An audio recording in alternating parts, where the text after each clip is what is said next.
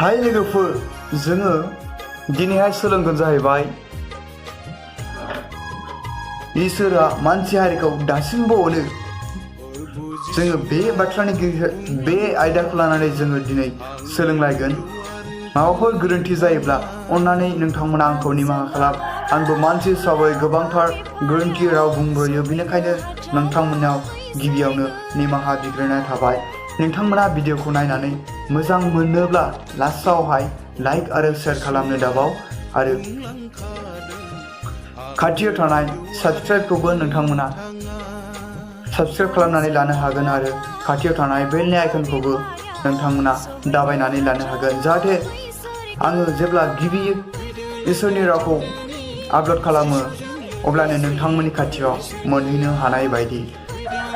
आङो दिनैहाय जागायनोसै। आयदाया जाहैबाय इसोरा मानसि हारिखौ दासिमबो अनो।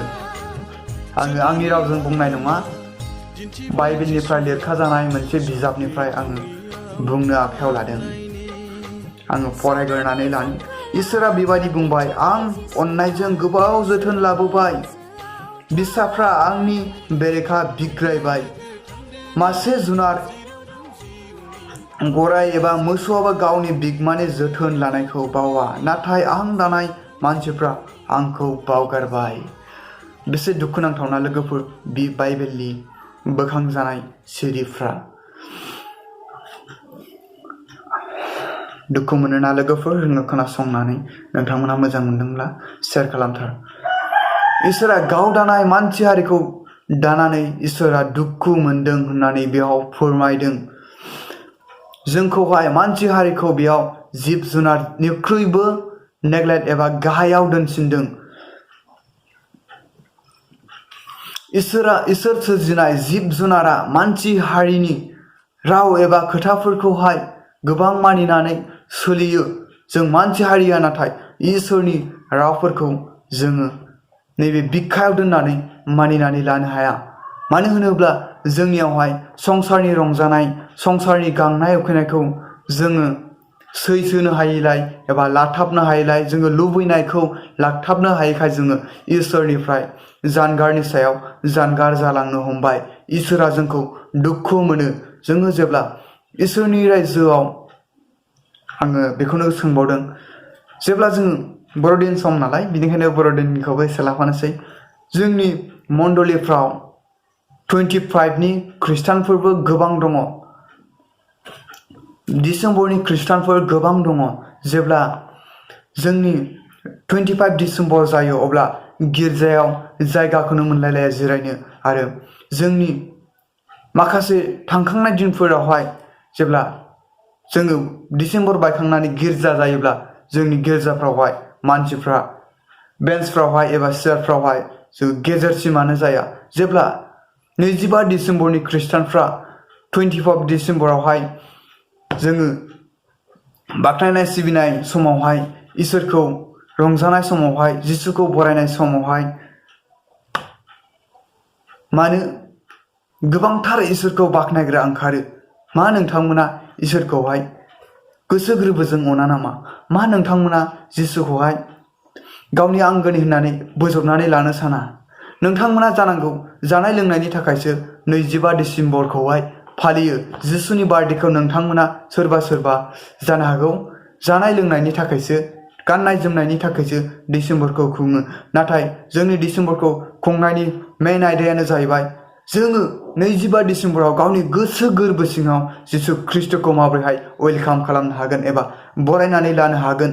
जोङो गावनि गोसो गोरबोआव गावनि जिसु ख्रिस्ट'खौ माबोरैहाय जायगा होनो हागोन। नोंथाङा साननो हागौ गोबां खरस खालामनानैहाय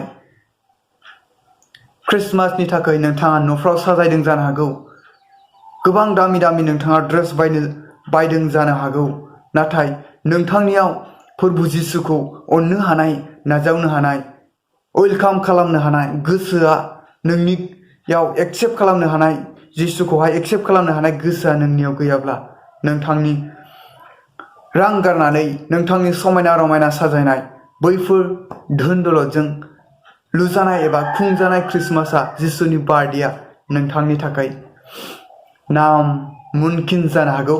बिनिखायनो आङो बुंनो सानदों जों ख्रिस्टमासखौ फालियो जाहैबाय गावनि गोसो गोरबो अन्दर सिङावहाय जिसुनो जायगा होनि जोङो गावखौहाय जिसुनि सिगाङाव नम्रता जानानै ख्रिस्टमासनि समाव जिसुखौ बरायनानै लानि। नोंथांमोना गाज्रि दामोन आङो सोरनिबा जिउआवहाय सोरनिबा लाइफआव थोंजोङै बुंनायबो जानो हागौ। आङो फरायनानै लाबावनि आंनि मावनाया बिसोरनि थाखाय मुंबो नङा बिसोर गावसोरनि बोराब बिलायनायखौल' दिन्थियो होननानै बेवहाय बुंदों। आयौ एसेबां इनाय मानसिफोर इनायखौ मावनोसो सारि जायो बिसोरो गावसोरनि इसोरखौ बावगारबाय बिसोरो आंनिफ्राय बेसेबा गोजानाव थांबाय। खोनाखाबायना लोगोफोर आङो बेखौहाय बेखेवनाय नंला आरो आङो फरायलांबावगोन गाहायजों आङो बेखेवजाथाव बाइबेलफोरखौल' आङो फरायगोन बेखेवनानै होगोन। आंनि अनजाग्रा बिसाफोर खोनासं आंनि बुंनाय बाथ्राफोरखौ गोसो होदो। नंगौआ आंनिफ्राय ओंखारो आरो आंनि धोरोमिया जानाय मानसिनि थाखाय स्रां। आं इसोर नोंसोरनि सोरजिगिरियानो नोंसोरखौ लिंहरदों। खोनासं लोगोफोर जोंनि प्रभु जिसु ख्रिस्ट'आ जोंखौ गाज्रिनिफ्राय मोजाङाव फैगौबा लामा नायबाय थादों। नोंथांमोननि दारैहाय इसोरा सासे धोरोमनि गुरु एबा नोंथांमोननि गेजेराव फसंनानै दोनो। बिनि गेजेरजों गावनि गाहाम बाथ्राखौ गावनि लिंहरनाय सोदोबफोरखौहाय जेरै हमनानै ला सासे फालकखौ जों दैखांबायब्ला जोङो हमनानै लादो बै फालकआ इसोरनि सायख'जानाय एबा इसोरनि गोथार जिउआ बैनियाव दङ। बिनि दारै नोंथांखौ सोलायनो थाखाय इसोरा लेंहरबाय थायो नोंथांखौहाय। साननानै ला आङो फरायबावनि नख्रांनि हाथरखिफोरखौ गाव गावनि गिदिंग्रा जायगायाव दोनग्रा आरो बुहुमखौ सोरजिग्रा इसोरखौ गियाजासे नोङो माब्रै पापजों गादै लाना सासे मानसिखौ गिहोनो हागौ। सोमोनांथाव बे बाइबेल सिरिया बेखौहाय नोंथांमोना बेखेवनानै लादो आरो आङो बेखेवबाय थायोब्ला नोंथांमोना भिडिअखौ जेन' नायनो बाहायगोन एबा बोर मोनगोन। नोंथांमोना बरिं जानो हागौ बेनिखायनो आङो बेखेवनाय नंला। खोनासं इसोरनि बुंनाय बे बाथ्राफोरनि सायाव नोङो सावरायनायनि नोङो पापनि थाखाय मुगै जाथावब्लाबो नोङो उदायै मैलाब्लाबो आङो नोंखौ बरफ बायदि गुफुर खालामगोन। जोङो इसोरनि नोजोराव मुगै जाथावब्लाबो इसोरनि नोजोराव जोङो मानिजाथाव नङाब्लाबो जिसु ख्रिस्ट'आ जोंखौ बरफ बायदि गुफुर खालामनानै गावनि रायजोआव गावखौ नाजावोब्ला बियो जोंखौ सोरगो रायजोआव निस्सय जायगा होगोन होननानैहाय बेयाव बुंदों। आं फरायलांगोन आरो नोंनि पापआ गोसोम आरो गोजाब्लाबो नोङो तुला बायदि गुफुर जागोन। नोङो आंनि हेफाजाबखौ हास्थायोब्ला आंनिखौ खोनासंब्ला रंजानाय आरो गोजोननाय मावब्लाबो नोंनिफ्राय गोमानाय नङा।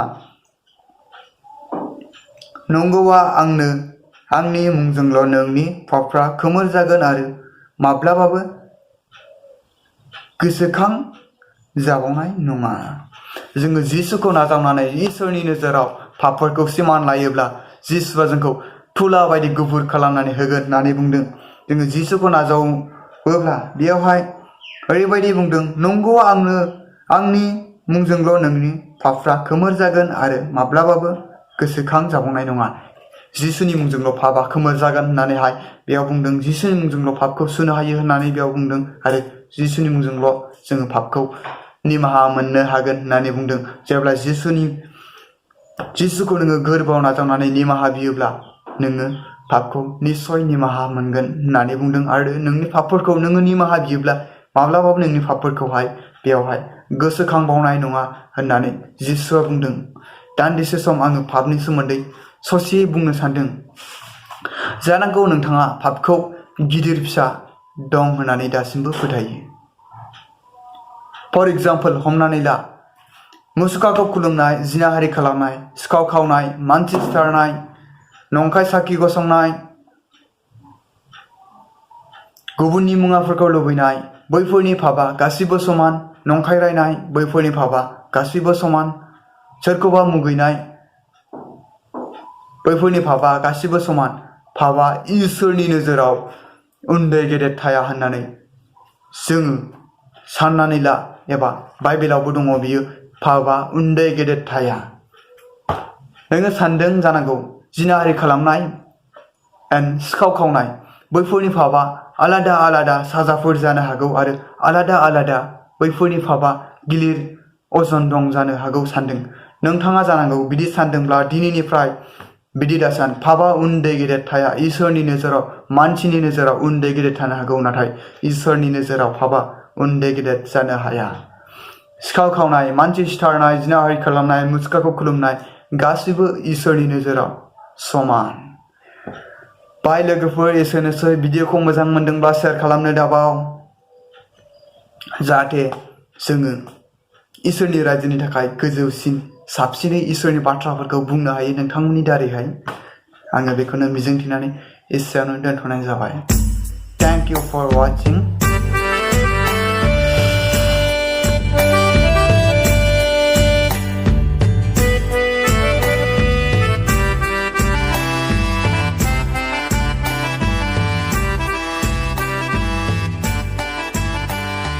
भारत हादरनि सा सानजा सेरनि बर' ख्रिस्टियानफोर